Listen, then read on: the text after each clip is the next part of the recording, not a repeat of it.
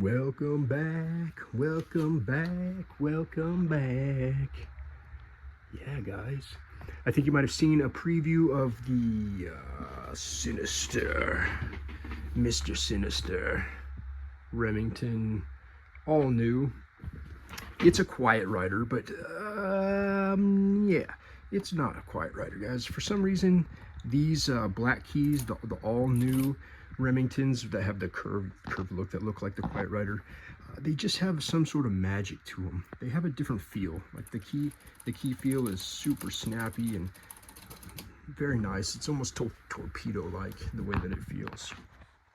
But this machine has undergone a complete transformation. Super shiny. Look, you see the reflection. Hello, finger. That's the reflection in there. Very cool graphic scheme that I tried out on this. I just kind of went for it. I picked like 4 or 5 different silvers and carbon fiber colors, and yeah, I'm gonna paint a motorcycle in this color. So this is kind of like my test subject. Like, what do grays and silvers look like? And that kind of looks like marble or smoke. That's a cool technique that I learned how to do. You can see it's got like the fibers in there. And this is like a faded carbon fiber hexagon pattern. But yeah, man, these Remington all news, there's something else. There's something special. I like them. I think one of the very first custom typewriters I made was this Remington all new, and it was like it had like a bird theme to it, like a sparrow. And this machine is actually going to that person that originally bought my very first like custom typewriter. And it's been like 4 years since I've done one of these, and I have a bunch of them because after I did that sparrow machine,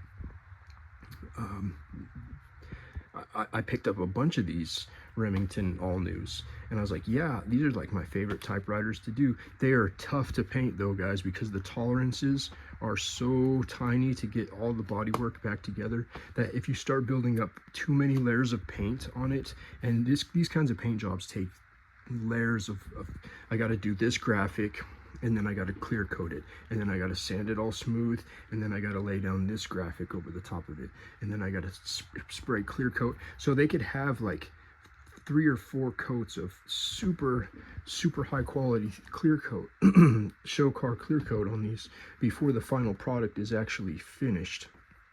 And that takes a lot of time because I have to wait a day for that coat to dry, and then I can go back and I can layer on top of it.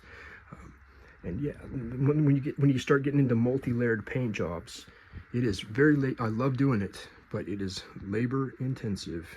But they turn out pretty cool, and I'll do more. I just,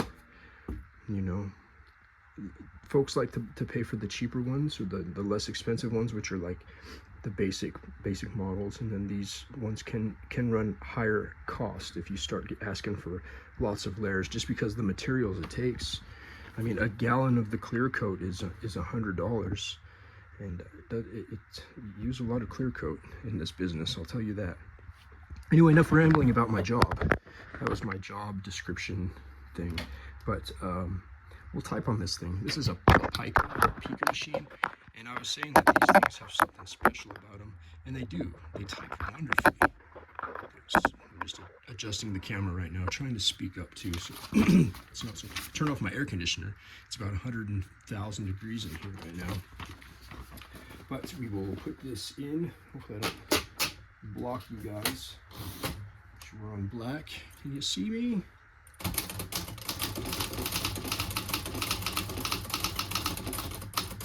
Oops, that was my fault. That's space.